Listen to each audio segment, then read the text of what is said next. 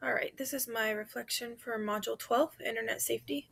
So, teaching internet safety is so important because children are the most vulnerable members of society. So, children don't understand that there are a lot of bad things that go on or a lot of bad people out there, and they're naive to the fact that, bad things truly can happen, especially through the internet. Students are using the internet at a younger and younger age, and so the capacity for them to understand the risks is just not there yet. Um, Teaching internet safety can prevent students from being put in harm's way. I can teach my students about internet safety by explaining the risks that are there and showing them how to be safe and how to use the internet safely. I can also show them um, through maybe screencasting or showing them just what, if they have social media accounts, I can pull up and see what I can see just from a public person's point of view, not even being friends with them or following them, and show them that these things are out there and they're out there forever. And, you can't, things that happen on the internet can't be taken back. My thoughts after exploring the NetSmarts website and completing the Digital Citizen Training Program. After exploring this website and the Digital Citizen Training Program, I learned that someone can never be too safe when it comes to internet usage, which is something that I kind of already knew, but I wasn't just I wasn't aware of how much goes on or how careful you really do have to be. We've all heard horror stories, but seeing some of the tips and tricks were helpful to me. And I'm an adult and I've dealt with, social media and the internet my entire life. There needs to be a high level of stress put on internet safety to kids at a very young age. Like I said earlier, kids are being exposed to the internet at an earlier and earlier age, and it continues through adulthood.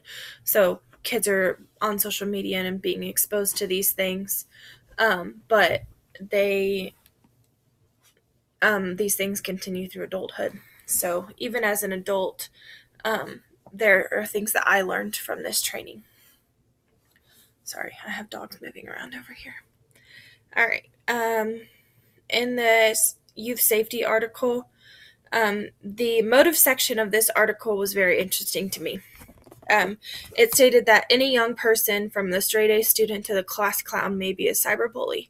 And this stems from the fact that cyberbullies can be anonymous. So it's not hard for students to figure out that they don't have to put their real name when they're doing things online, or they can pick on whoever they want to pick on, whether they know that person or not. And having a sense of being anonymous makes them feel like it's never going to catch up to them and nothing bad's ever going to happen because of it.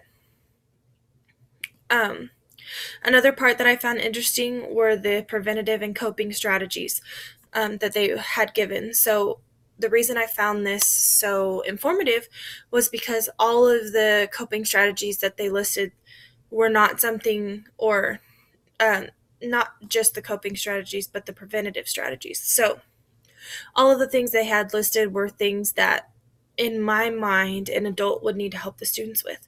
So, for example, one of them, they said, um, tracking and blocking problematic visitors using IP addresses.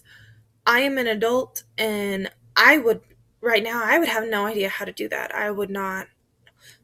I know nothing about that, so I'd have to do my research, and it'd probably be the same for a child. They would have no idea how to block problematic, people. Um, so I feel like it really comes back to adults being involved in the students' lives. So if the students know that they have a teacher or a parent or a guardian or someone that's there for them and is going to help them in these situations, it's going to be very important, because these students aren't aware and don't know how to do these things by themselves. They don't understand that, sometimes it can be as simple as you delete your account that you're on and you create a new one and you get rid of that problematic person that is bothering you. But it comes back to them being aware of the internet safety and them knowing that they have someone there to advocate for them.